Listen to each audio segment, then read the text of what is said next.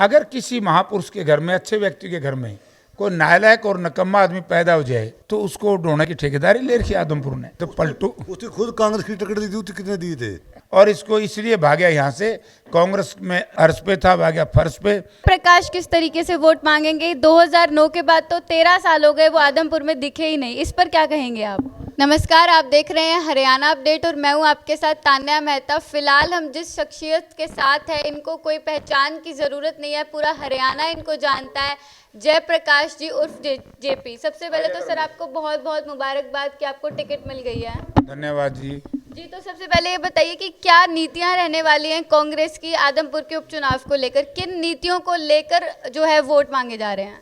देखिए, कांग्रेस पार्टी का तो एक स्पेशल स्टैंड है कि कांग्रेस पार्टी ने ही हरियाणा प्रदेश में, देश में तरक्की कराई और विशेष तौर से आदमपुर विधानसभा क्षेत्र के अंदर चौधरी भूपेंद्र सिंह हुड्डा के विकास कार्य और आज भारतीय जनता पार्टी के विकास कार्यों की जब जनता तुलना करेगी तो मैं समझता हूं कि हुड्डा साहब के विकास कार्यों के सामने मनोहर लाल के विकास कार्य बोलने पड़ जाएंगे।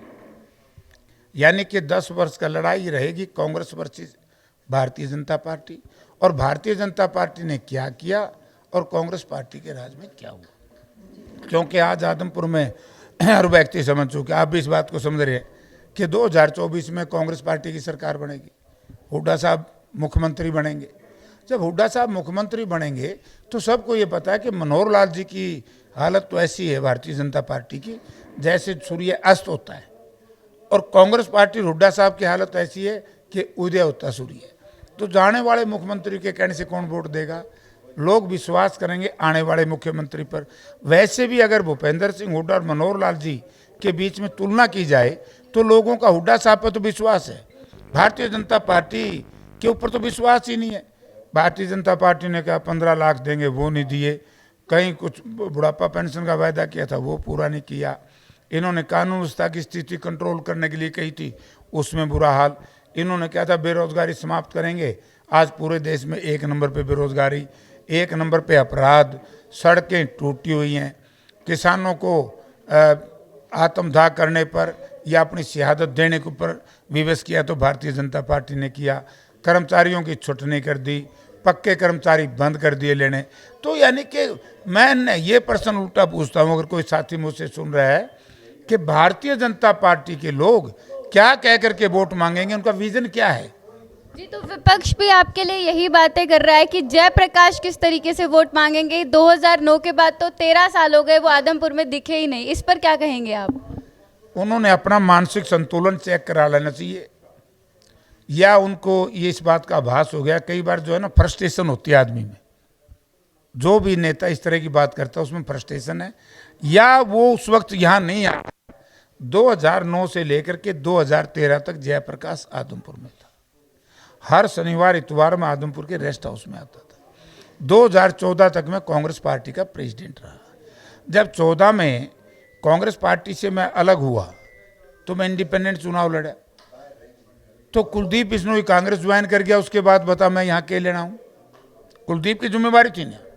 अब कुलदीप बिश्नोई लोगों को ये बताए, या वो लोग जो इस तरह की चर्चा करते हैं लोगों को ये बताएं, आम आदमी पार्टी के लोग हैं, पहले वो कांग्रेस से चुनाव लड़े, फिर वो चले गए बीजेपी में, बीजेपी के तो राज में रहे हैं, वो बताए उन्होंने क्या कराया।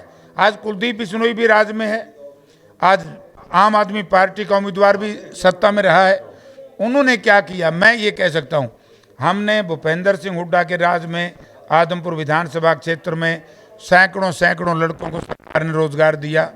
यहाँ पर 20 आपके ये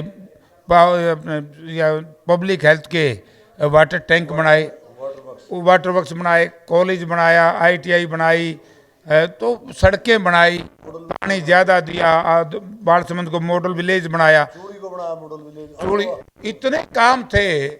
तो यानी कि क्या क्या बताया आपको? चिंता तो उन्होंने करनी चाहिए कि 15 तारीख को जयप्रकाश अपने साथियों के साथ जब निकलेगा और कांग्रेस पार्टी के हमारे दूसरे सीनियर लीडर जैसे चौधरी उदय भान जी, वो 15 तारीख को कन्वेंसिंग करेंगे, PCC प्रेसिडेंट। उसके बाद हमारे मेंबर पार्लियामेंट दीपेंद्र सिंह हुड्डा भूपेंद्र सिंह हुड्डा, दूसरे जो विधायक हैं, तो उस वक्त उन्होंने बताना पड़ेगा कि उनके पल्ले है क्या। अब अगर उनके पल्ले कुछ होता, आप देखिए उनकी सरकार है। मैं ये कहना हुड्डा साहब की बात में तो विश्वास है लोगों का, लेकिन मनोहर लाल जी की बात के ऊपर किसी को विश्वास नहीं है। भाजपा में विश्वास नहीं है। अगर विश्वास होता तो डूडी साहब सबसे पुराने भाजपा के यहाँ नेता हैं। ये मार्केट कमेटी के चेयरमैन भी रहे। एक हमारे साथी हैं सोमवीर लांबा, और इनके साथ मेरे ख्याल में 2 सैकड़े अनुमान वर्मा जी अगर हैं तो 2000 चुनाव लड़े 11 पार्लियामेंट का, जेपी साहब ने आदमपुर उसी में था। 9 के बाद 11 चुनाव लड़ दिया इनसे पार्लियामेंट का। तो ये तो ड्रामा करते हैं। ये इस तरह का अरगन प्रचार जो करते हैं, इससे ये लग रहा है लोगों को इनकी हार निश्चित है। जी एक बात बताइए, अभी फिलहाल जिस तरीके से आपने बोला कि आने वाले समय में हुड्डा जी जो है वो मुख्यमंत्री बनेंगे हरियाणा के, लेकिन जो हरियाणा की जनता है उसके हिसाब से तो कांग्रेस खत्म हो चुकी है। इस पर क्या कहेंगे? और विपक्ष का भी लगातार यही कहना है कि कांग्रेस का तो कोई वजूद ही नहीं बचा है हरियाणा में।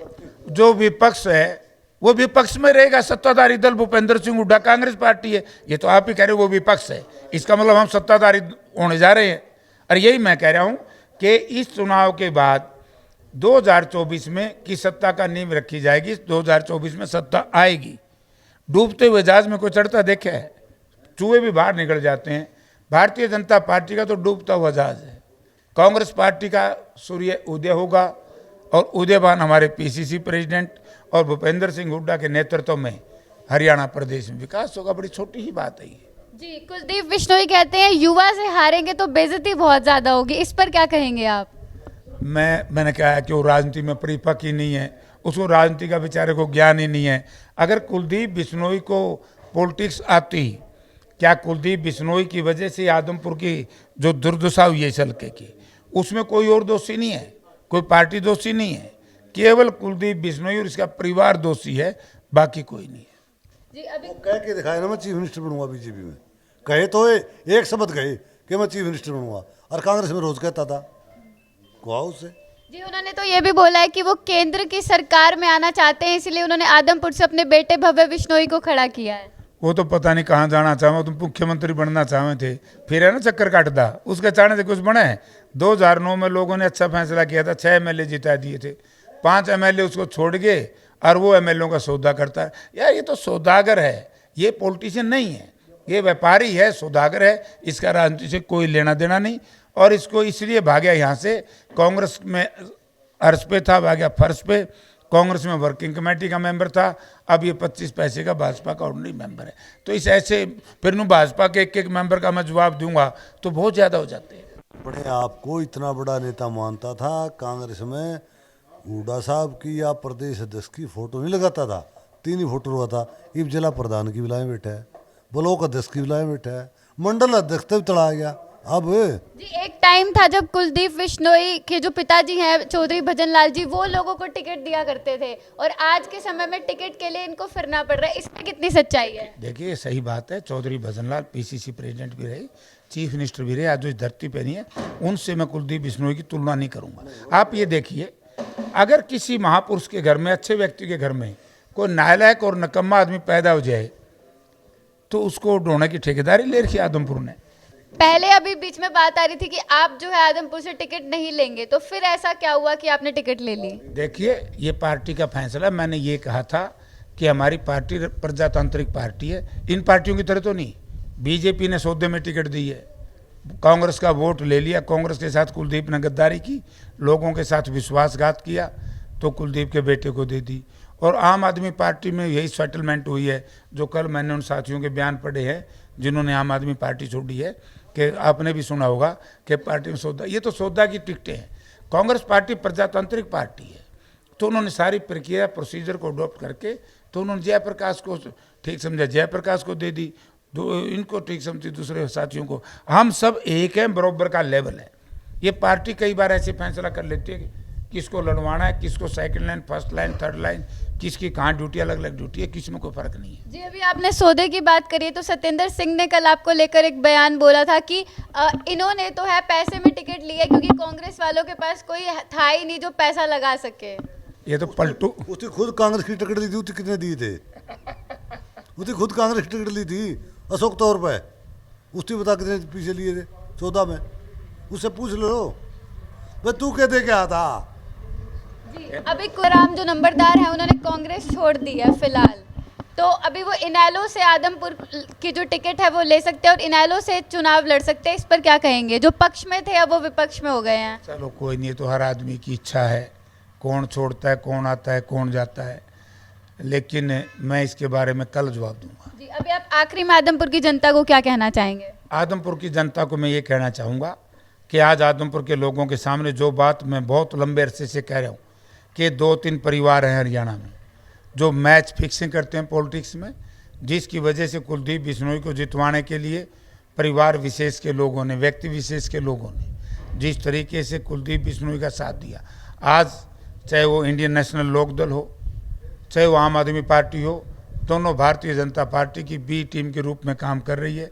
मैं आदमपुर के लोगों से निवेदन करना चाहते हूँ कि आप ये भारतीय जनता पार्टी को इस हराना चाहते हैं और इस परिवार से जिन्होंने आदमपुर की दुर्दशा कर दी है, कुलदीप बिश्नोई के परिवार से राजनीतिक छुट्टी चाहते हैं तो कांग्रेस पार्टी को वोट दे।